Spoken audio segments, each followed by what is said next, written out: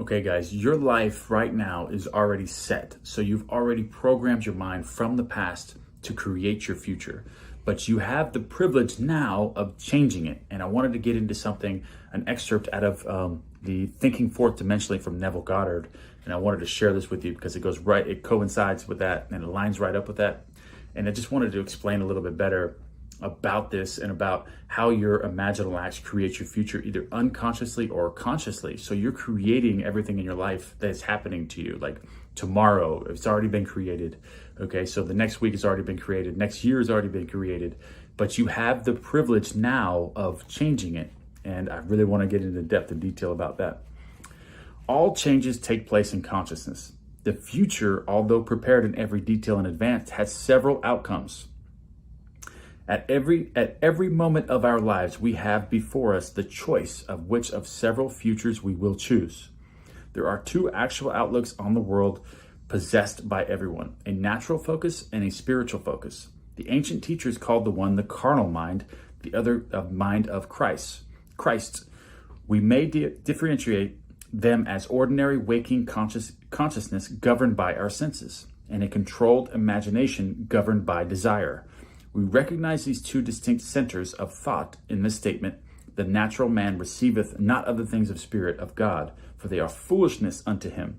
Neither can he know them, for they are spiritually discerned. The natural view confines reality to the moment called now.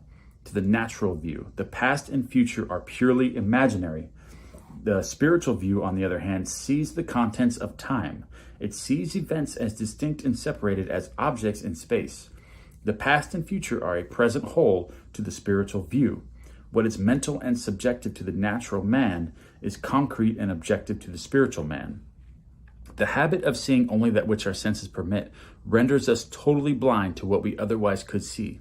To cultivate a faculty of seeing the invisible, we should often deliberately disentangle our minds from the evidence of the senses and focus our attention on an invisible state, mentally feeling and sensing it until it has the distinctness of reality.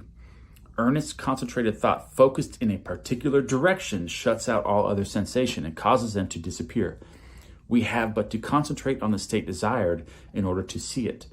The habit of withdrawing attention from the region of sensation and concentrating on the invisible develops our spiritual outlook and enables us to penetrate beyond the world of sense and to see that which is invisible.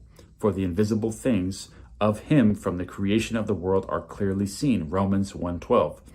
This vision is completely independent of natural faculties. Open it and quicken it. Without it, these instructions are useless. For the things of the spirit are spiritually discerned. A little practice, guys, a little bit of practice will convince us that we can, by controlling our imagination, reshape our future in harmony with our desire. Desire is the mainspring of action.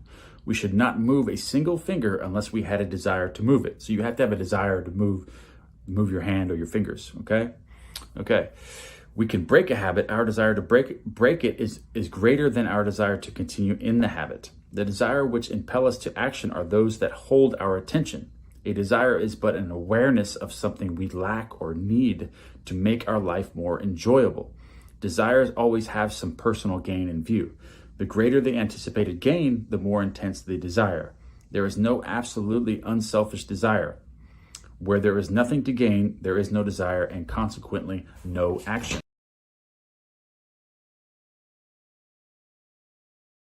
That way you can just kind of play them, and just completely submerge yourself and just absorb this information. That way we can get to that level of naturalness and change the conception of ourselves and really, really apply this. So, because the more you use it or the more you absorb the information, the easier it is to actually apply it into your life.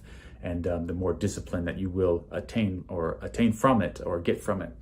And all right, guys, I love you. And tell me what you think about this. Give me a thumbs up. And I love you guys. And more videos coming. Thank you.